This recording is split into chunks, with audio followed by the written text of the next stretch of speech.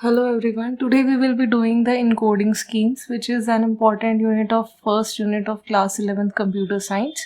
Under the encoding schemes, we will be studying ASCII, ISCII, Unicode, UTF-8 and UTF-32. So let's begin.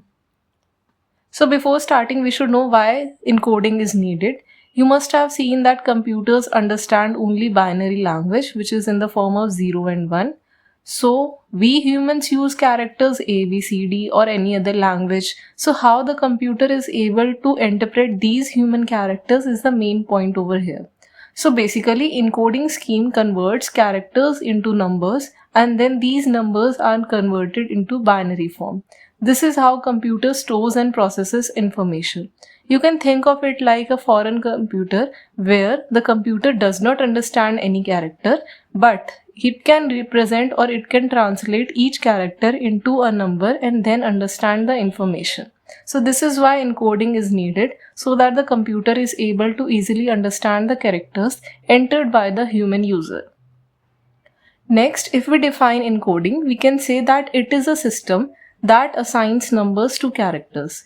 Each character here has a unique code. If I say an example for this, I can say that capital A is represented by 65 and B can be represented by 66. And these numbers are further converted into binary form so that the computer is able to easily interpret it. So this is the encoding system. Next, we will study three types of encoding system in our syllabus. First is ASCII, which stands for American Standard Code for Information Interchange. So basically, it is used to encode English characters and the character set uses 7 bits. If you don't know about the memory units of computer, I have prepared an earlier video of the same. You can refer to that. So total characters encoded by ASCII is 128 and it includes characters from capital A to Z and the small characters are also included and the numbers from 0 to 9. It also includes special symbols, @ hashtag and other symbols. If I say an example for this, capital A can be represented by 65, small a by 97, 0 can be represented by 48.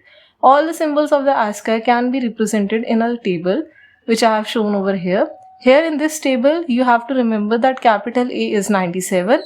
You can also remember the value of 0, special characters, small alphabets and other symbols. So this table summarizes the ASCII values. You can also think of it as a dictionary where each character or each symbol is represented by a particular value. Now, so there are certain limitations of ASCII. First, it cannot represent Hindi language or any other language. It is basically for English character set only. Also, emojis can also be not represented by this encoding scheme. So to overcome these limitations, we have prepared another encoding scheme, which is ISCII, which stands for Indian Script Code for Information Interchange. Here, the Indian languages are supported by this encoding scheme. It uses 8 bits and covers scripts like Hindi, Tamil, Bengali, and is based on ASCII.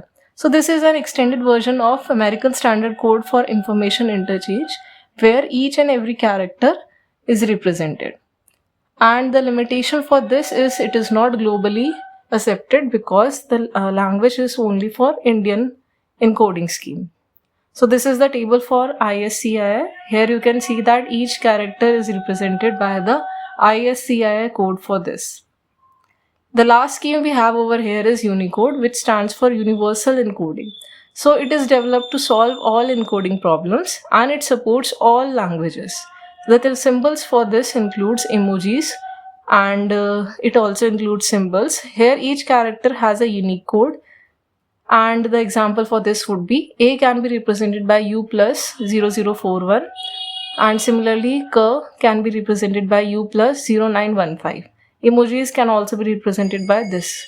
So Universal Encoding Scheme, Unicode, supports all languages, symbols and emojis. U plus represents Unicode. You have to remember this, that any encoding scheme where U plus is written represents Universal Encoding Scheme. Now we will see Universal Unicode transformation formats, which stands for UTF. There are basically 3 formats. First is UTF-8, second is UTF-16, third is UTF-32. Now we will see how these encoding schemes store characters in the memory. So if we see UTF-8, it uses 1 to 4 bytes and has variable length encoding. This is basically sufficient for English text, and it is most widely used on internet and websites. You can think of it as storing small data, or you can say in smaller format. So UTF-8 is used.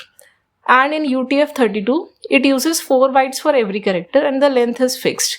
So this uses more memory. So this is the difference between UTF-8 and UTF-32. Here is an example showing the encoding format of all threes. So basically for character A, the Unicode in UTF-8 is given, which is 0110001. And in UTF-16, you can see that the length is increased as it is using 2 bytes. And in UTF-32, you can see that it is using 4 bytes. Similarly, if we have any other character of any other language, it can be represented in UTF-8 as shown over here, and in UTF-16 over here, and in UTF-32 as this is shown. Similarly, the emojis can also be represented in UTF-8, UTF-16 and UTF-32. So basically, UTF-8 is efficient for Western text. UTF-16 can be better for Asian languages, while UTF-32 offers consistent sizing at the cost of more storage. So this is how all the three encoding schemes work in UTF. Now to summarize the whole video, we can say that ASCII basically used for English characters only. For Indian languages, we are using ASCII. And for Unicode, all languages plus emojis are included. And in Unicode only, UTF-8 is more memory efficient, while UTF-32 uses a fixed memory size.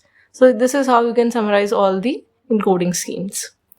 Now for an activity, you can try encoding your own name in ASCII character. As we have seen in the previous table, you can consider the values or see the values of each character and write the ASCII code for your own name. So this is an example I have written over here is for Python. The value of P in ASCII is 112, for Y 121, for T 116, H is 104, 0 is 111 and N is 110. So this is how you can easily represent your name also in ASCII values. So do try this. That's it for today. Thank you.